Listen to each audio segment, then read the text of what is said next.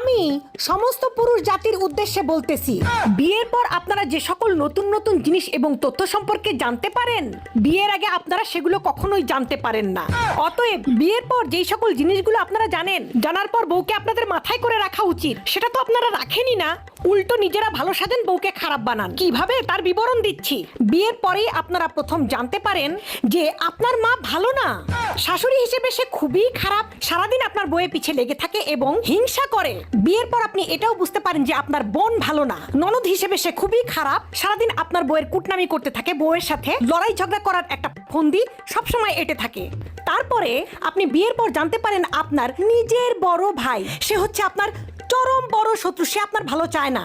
এবং বিয়ের পর আপনি এটাও জানতে পারেন যে আপনার ছোট ভাই, আপনার আদরের ছোট ভাই হচ্ছে চরম একটা বেয়াদব।